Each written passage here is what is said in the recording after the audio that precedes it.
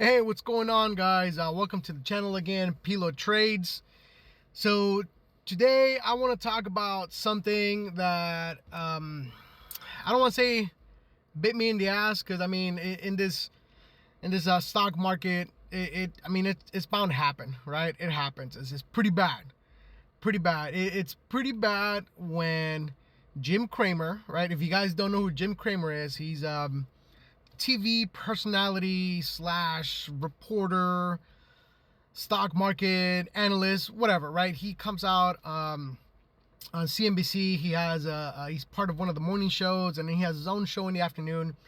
But this guy is very comical, right? He built personality around. He's very loud, right? He has a personality when it comes to talking about the stock market or providing details or whatever. But what's very interesting about him is that whenever he will make a recommendation on TV, live air or live TV,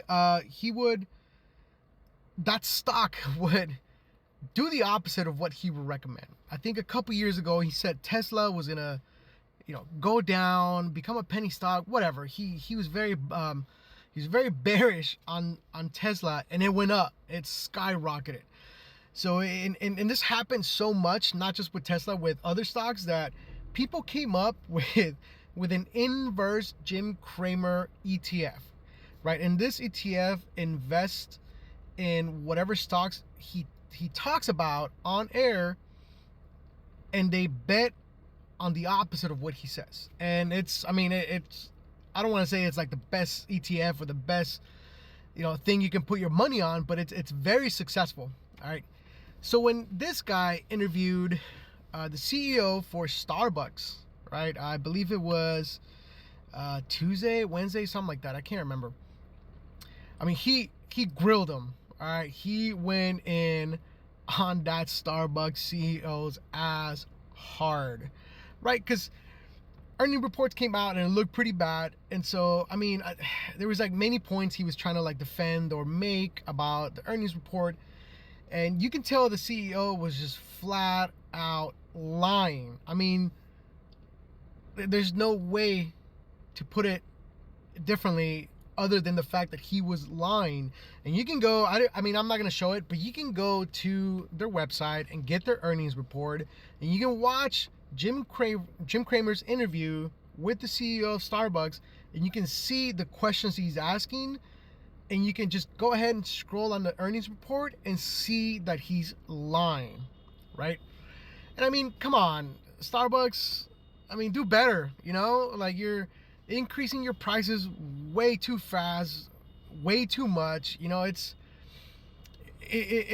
there's a point that was being made where like it's better for Starbucks to have many customers come in frequently and spend those $2, $3, $4, $5 on a sandwich and a coffee, and have them come in every week or a couple times a week, rather than just having the same, I guess, loyal customers come in once a month, once every 2 months, because that's essentially what's happening, right? That's why they're losing money, because they're raising their prices way too much, way too fast, right?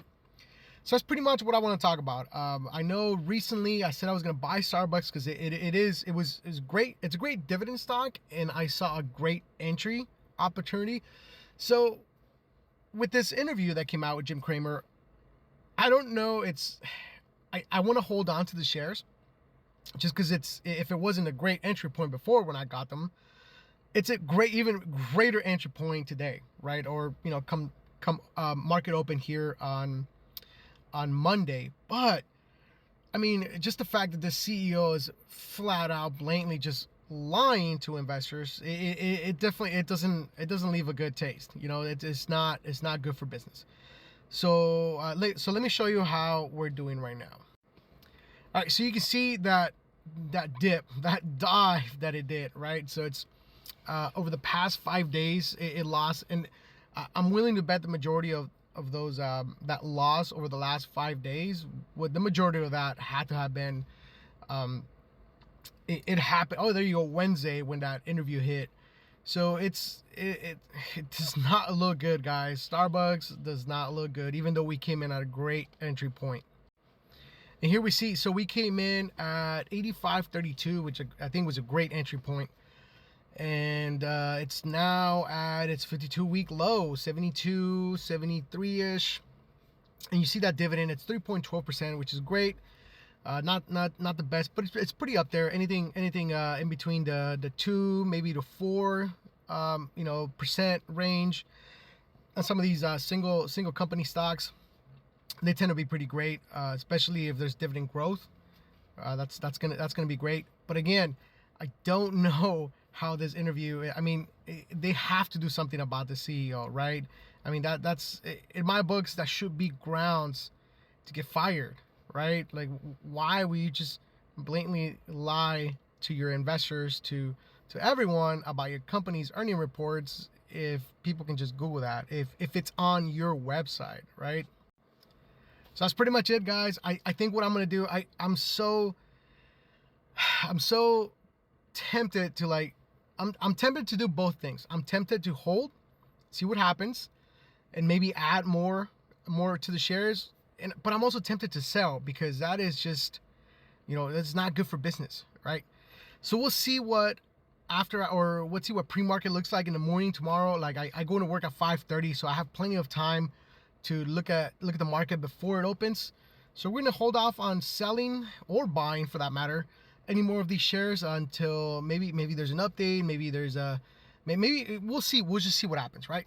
So that's it, guys. That's all I wanted to say about the Starbucks thing. It's very shameful. All right. So keep investing. Like, comment, share if you found value on this. So until next one, take care.